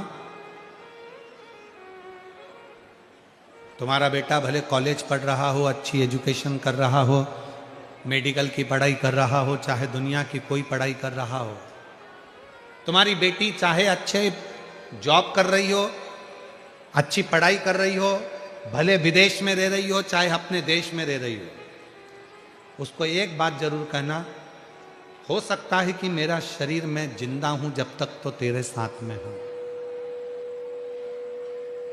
मैं जिंदा हूं जब तक तेरे साथ हूं, पर मेरे जाने के बाद तेरा कौन होगा? तो अपने बच्चों को अपने जाने से पहले शंकर भगवान से ऐसा संबंध जोड़ जाना कि वो संबंध तुम चले भी जाओ तो शंकर और पार्वती माँ बाप बनकर हमारे बच्चों की परवरिश करते रहे, हमारे बच्चों को संभालते। एक संबंध माता पिता जैसा संबंध अपने बच्चों का शिव से जोड़कर जाओ। बच्चे कहाँ जा रहे हो बेटा? मम्मा हम वृंदावन जा रहे हैं। अच्छा, वृंदावन जा रहे हो तो अपने बैग में एक छोटा सा पानी का बोतल ले जाओ, या अपने बैग में एक लोटा जल ले जाओ, एक लोटा ले जाओ, माँ पानी की बोतल में से पानी निकालना, और वृंदावन में प्रत्येक, चाहे गोकुल हो, बरसाना हो, नंदगांव हो, वृंदावन हो, मथुरा हो, ऐसी कोई धरा नहीं जहां शिव नहीं, भगवान शंकर का छोटा सा ओटला ढूंढना, शंकर जी को पहले सुबह सुबह जल चढ़ा देना। मामा कहाँ जा रहे हो? अयोध्या जा रहे हो? अयोध्या जाओ, राम जी का दर्शन करो, पर एक बात याद रखना, थोड़ी सी पानी की बोतल लेना। अगर अयोध्या में दर्शन कर रहे हो, कहीं पर भी शंकर का शिवलिंग मिल जाए तो वहां जल चढ़ा देना, जल जरूर चढ़ाना। कहाँ जा रहे हो? द्वारका जा रहे हो। द्वारका जा रहे हो तो एक काम करना, द्वारका के मंदिर में दर्शन करो, और द्वारका के आसपास में कहीं शंकर का मंदिर मिले तो एक लोटा जल, पानी की बोतल होगी, चढ़ा देना। शिव जी को जल जरूर चढ़ाना। बेटे को, बेटी को शिव को जल चढ़ाने की प्रेरणा दे दो। क्यों? अगर बेटा बेटी शंकर के प्रति एक बार लगाव उत्पन्न कर लेंगे तो हो सकता है शरीर रहे ना रहे, पर मेरा भोले बाबा उनको जिंदगी में कभी धोखा नहीं देने देगा।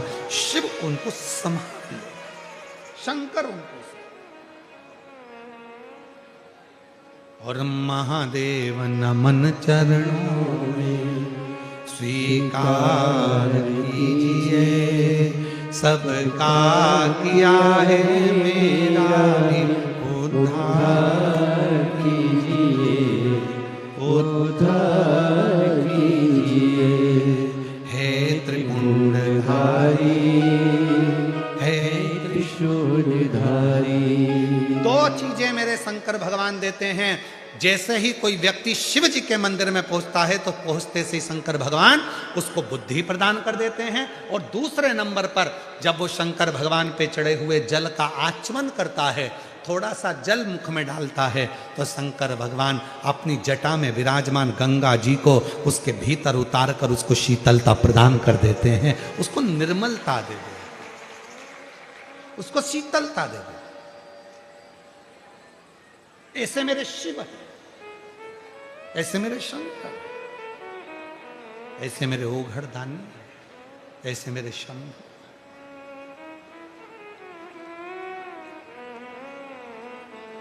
भगवान देवादिदेव महादेव मां गंगा जी के साथ में पधार रहे हैं। एक बार जोरदार ताली बजा।